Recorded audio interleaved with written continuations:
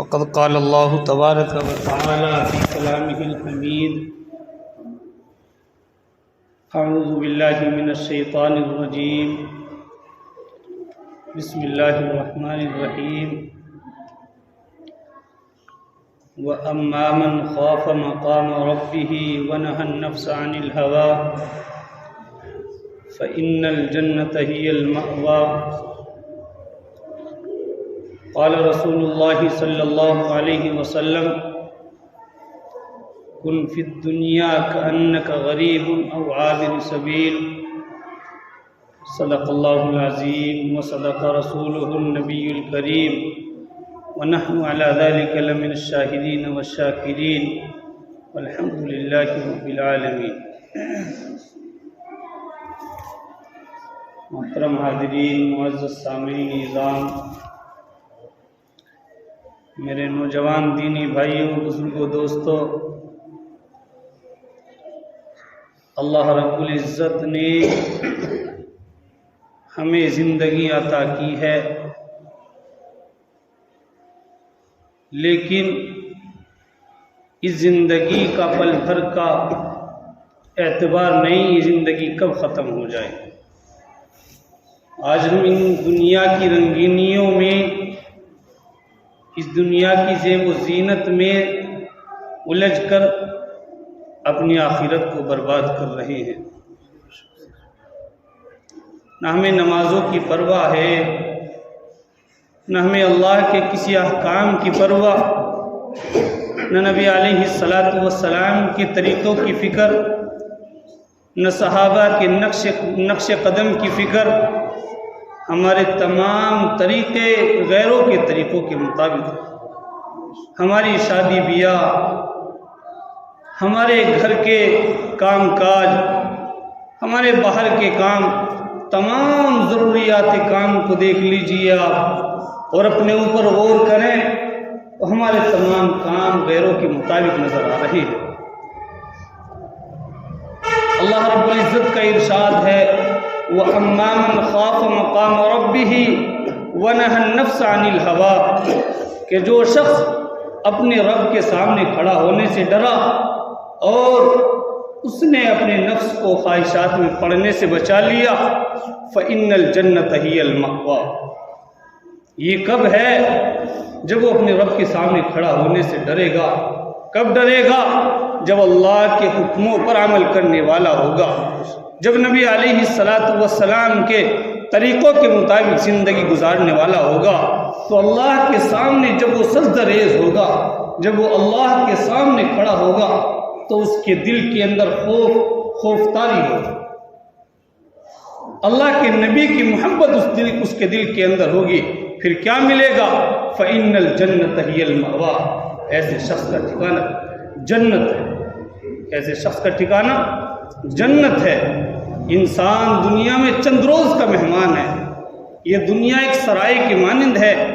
ایک بچہ پیدا ہوتا ہے، پھر کچھ عرصے کے بعد لڑکپن کے دور سے گزرتا ہے، پھر جوانی کے دور سے گزرتا ہے، پھر بڑھاپے کے دور سے گزرتا ہے۔ اب بڑھاپے کے بعد کوئی کڑی نہیں، کوئی مرحلہ نہیں، بالآخر اس کو موت آ جاتی ہے۔ اس کو اس دنیا کو چھوڑ کر جانا ہوتا ہے۔ آخرت کے جو اللہ فانی گھر ہے، جو کبھی فنا نہیں ہونے والی اس زندگی کی طرف وہ کوچ کر جاتا ہے۔ اس دنیا کے اندر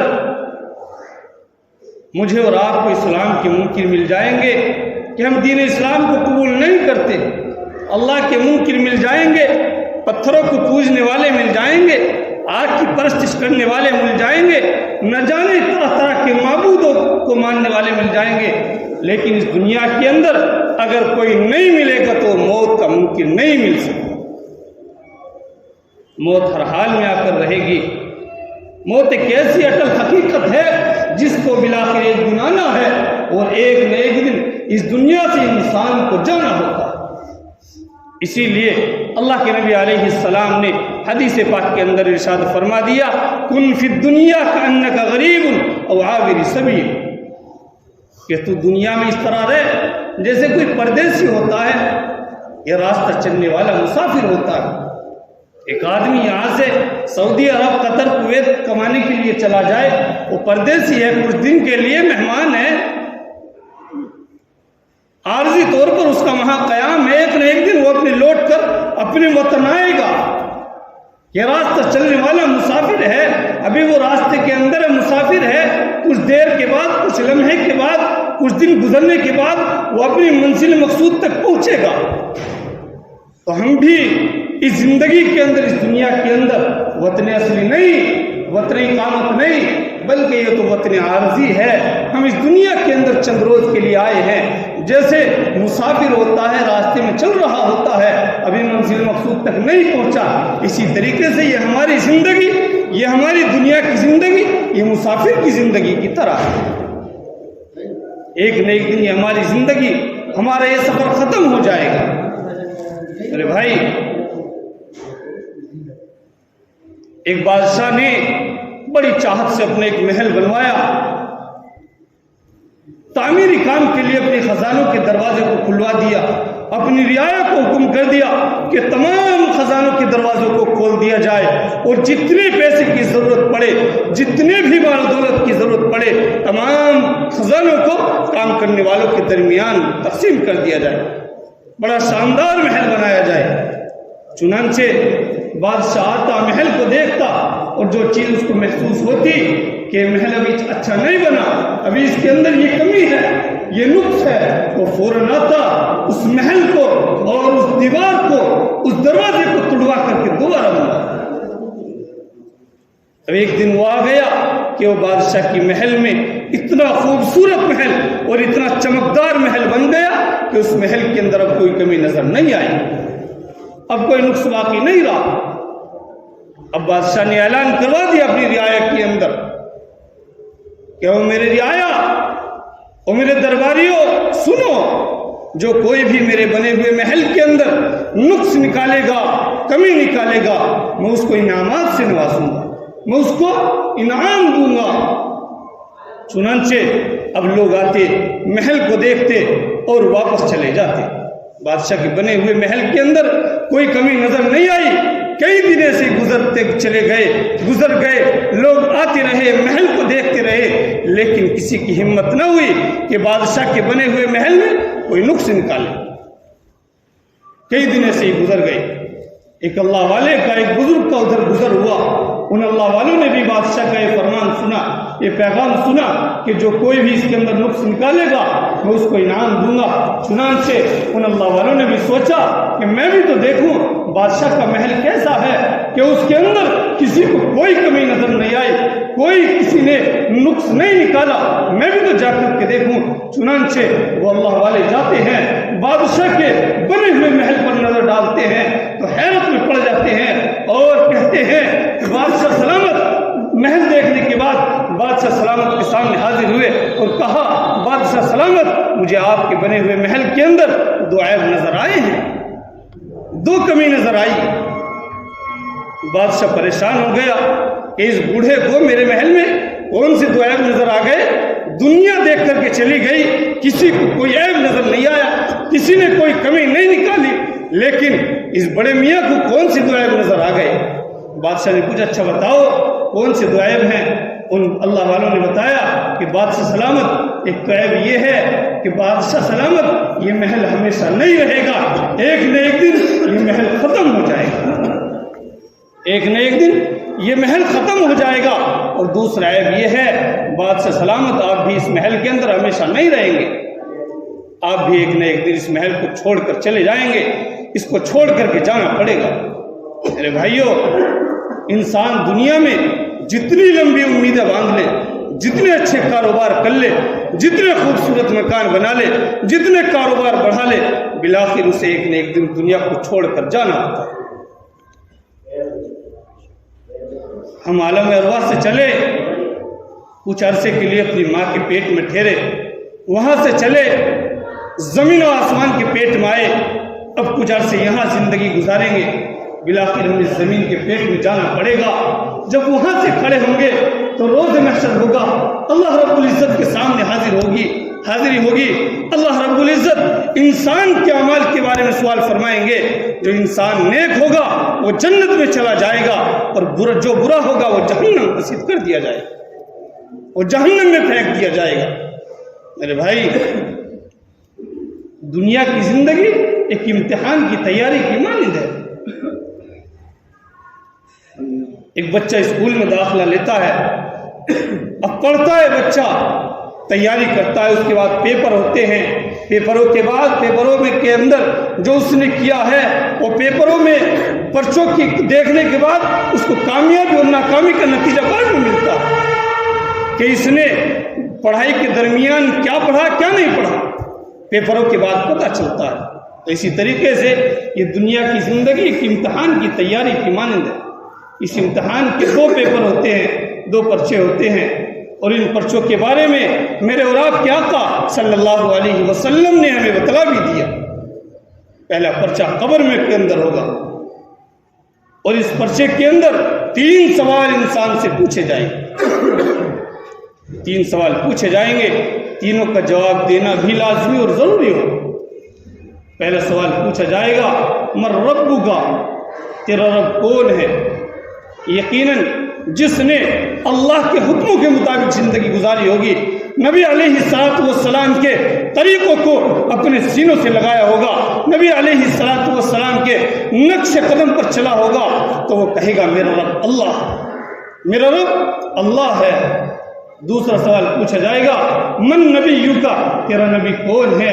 تیسرا سوال پوچھا جائے گا، ما دینک، تیرا دین کیا ہے؟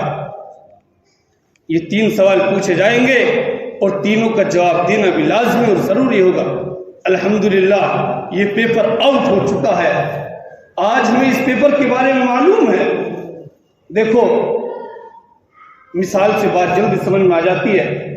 بچہ اسکول میں پیپر دیتا ہے، ٹیچروں نے نہیں بتایا کہ پیپروں کے اندر کیا دینا ہے ان کو، کیا نہیں دینا، وہ پوری کتابیں کھنگال کے رکھ دیتا ہے، پوری کتابوں کی تیاری کرتا ہے، لیکن میرے اور آپ کے آقا صلی اللہ علیہ وسلم نے ہم پر کتنا بڑا احسان فرمایا، کتنا بڑا احسان فرمایا کہ ہمیں ان سوالات کے جوابات، ان سوالات بتلا دیے تاکہ ہم ان کے جوابات اپنے دل میں بٹھا لیں، تاکہ ہم ان سوالات کی تیاری کر سکیں اور ہم دنیا اور آخرت میں کامیاب ہو جائیں۔ میرے بھائی، قبر میں وہ انسان ان سوالات کا جواب دے گا جو اللہ کے حکموں پر عمل کرنے والا ہو۔ جو انسان حرام مال کھانے والا، رشوت لینے والا اور حرام طریقے سے دھن دولت کمانے والا ہوگا، وہ یہ نہیں کہے گا کہ میرا رب اللہ ہے، بلکہ اس کی زبان سے تو الٹی سیدھی باتیں نکلیں گی، اس کی زبان ہی بند رہے گی، اس کی زبان بولے گی تو غلط الفاظ بولے گی، وہ نہیں کہے گا کہ میرا رب اللہ ہے۔ لیکن جس نے اللہ کے حکموں کے مطابق زندگی گزاری ہوگی، وہ کہے گا کہ میرا رب اللہ ہے، میرا رب اللہ ہے۔